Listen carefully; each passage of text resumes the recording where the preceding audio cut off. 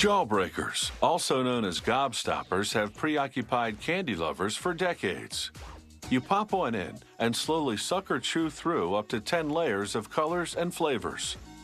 Sometimes there's bubblegum in the middle for an even longer lasting finish.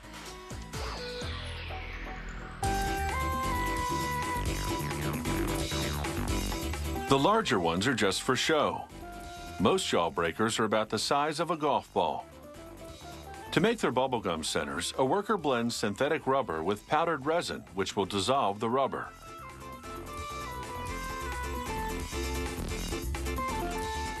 He adds a thickener, a preservative, and an oil called soya palm stearine, so the candy won't stick to your teeth.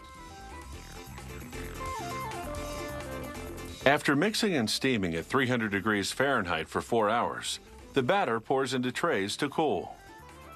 Sugar, coloring, and flavoring would deteriorate in the heat, so workers add those later.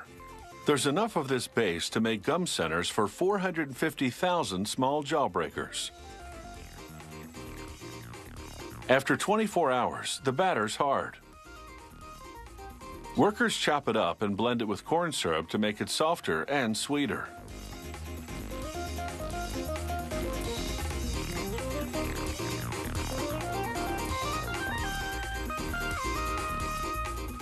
They add just under 100 pounds of finished gum that didn't make it into Jawbreakers before because it wasn't the right shape.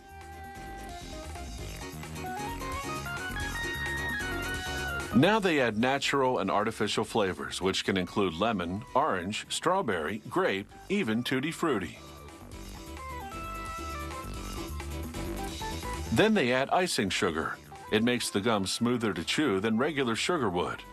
Workers dump the batch into an extruder that shapes 2 continuous streams of batter called rope. Another extruder divides each rope into 6 hollow tubes. The cavity inside will become pockets of air inside the gum centers. The next machine slices the tubes into segments that are 3 feet 3 inches long.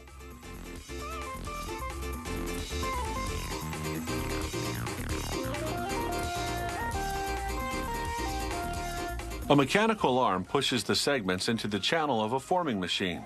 Steel rolls then slice through the tubes and shape them into balls. The balls range in diameter depending on the size of the Jawbreakers being produced.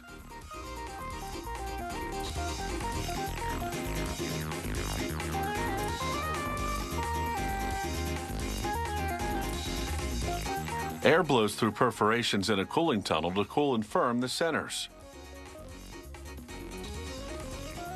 Then they fall into another forming machine which restores their round shape. Other Jawbreakers have hard candy in the center. The machine that makes them works like the presses drug companies use to make pills. It feeds candy powder into dies, then applies up to 5 tons of force to compress the powder into a solid candy.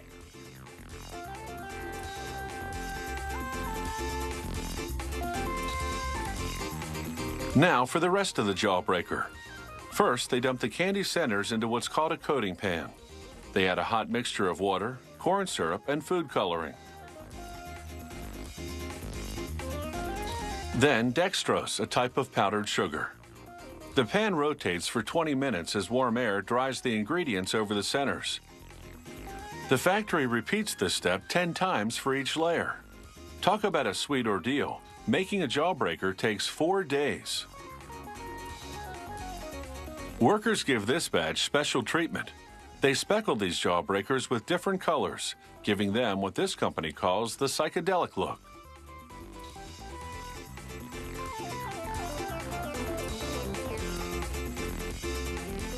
After letting the candies dry for 24 hours, a worker adds pinches of powdered carnauba wax. This gives the Jawbreakers a shiny finish.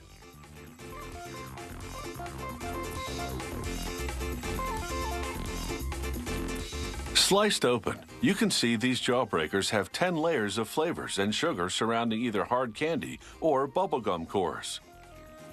They measure 2¼ inches in diameter, as big as a billiard ball. And if you're counting calories, forget it. A Jawbreaker is 90% sugar.